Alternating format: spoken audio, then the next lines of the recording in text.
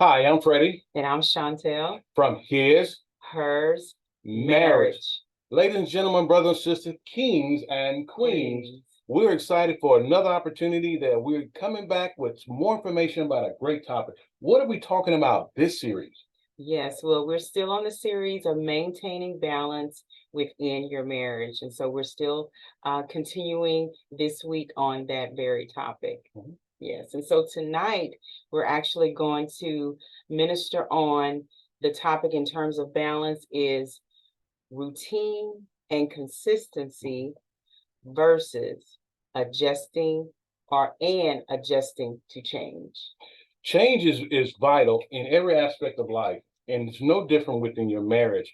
We are to what? Change. We going to what? Change. Absolutely. Chantel, have I changed in 27 years of marriage to you? Yes, and I've changed as well. You don't stay the same. I'm not the same person I was 27 years ago. Freddie is not the same person 27 years ago. And so we had to grow within our marriage and we had to break out of certain routines and we had to adjust to change along the way as we grew as a couple. Well, Chantel, can you give an example for the audience, for the couples this evening about what change and consistency, changing the norm within the marriage? Yes, there are certain things that we have routines that we do consistently. We pay bills and things like that, but even bills adjust to change because the bill amounts may not be the same. So, how much more when you think about within your relationship as you evolve, as you mature and matriculate through life? You do go through those moments of change. And so many times couples, because they're so used to a certain routine, and then when those moments when you need to change and transition along the way, they get stuck. And so that's why you have to be flexible, not only to keep the consistency, but also be willing to adjust to change as you grow in your relationship. Chantel, can you expound upon that a little further? Because sometimes they don't understand what you mean about a change and changing in the adjustment within a marriage. Give us an example, a quick example before I go into the here side. Yes. Well, just say, for instance, when you first get married, there are certain things you may enjoy. There may be certain things that you liked when you first, you were younger. But as you've gotten older, you start to, enjoy other things. And so you begin to change along the way. And so, and change is not a bad thing. That's all a part of maturing. And so, I know there was things that I enjoyed when I was in high school that I don't enjoy now that, as I've gotten older.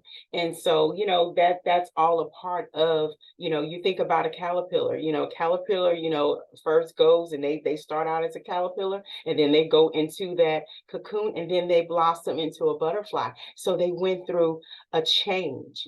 And so, and change oftentimes, can be healthy. Yes, you need to keep certain things at a routine and at a consistency, but not to be afraid to go to the next level and to go to that next platform in life. And what Chantel says, she transitioned to my portion. And so I'm an average gardener, so I love to grow things. And this is where a symbol of most marriages. You start out in a small beginner. Right. It's the beginning stage. And so if you expect your marriage to grow and to grow and produce fruit, you can't stay in this mindset. Right. So you know what? Sometimes you got to go through your stages, your growing stages. And so what happens is you got to transition to a larger pot. And so therefore your roots, Chantel, your roots have to grow. And I've learned in the process, you needed certain materials in order for your marriage to grow. You got to put some more nutrients in there. You got to put some fertilizer in there. You got to do some fun things outside of the norm to say, hey, I love my spouse and I want my spouse to blossom. So what happens is, as you begin to grow, you begin to see the outcome. Ooh, you can tell we do show and tells in our presentations. So this is one of the plants that I was able to produce over and over again. So do you understand that when you're properly fertilizing, you get fruit? Yes. you can eat on these fruits over and over again. So Yeah. what we do is I grow mine and I put them in freezer bags so I can digest them and say, baby, because of that. And what Chantel said, because baby, you put some fertilizer on there. You must have put some new stuff on there. And I said, yes, I did. Yeah. And let me tell you, new adventures within your marriage don't Yeah. have to cost a lot of money. There you go. That's right. That's right. I use my eggs shells and I crush them up and I put them in there. I put all those things in there. So you know what? That's what the inconsistency, Yes. but it's growing within your marriage. Right. So brothers and sisters, ladies and gentlemen, kings and queens, we're excited. Oh, go ahead. It's something else I want to piggyback off of what Freddie said. I really like how he was saying with the roots.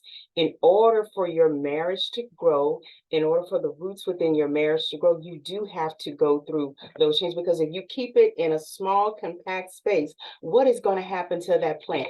It's going to stunt its growth, and you don't want to stunt your marriage. You want to grow and grow together.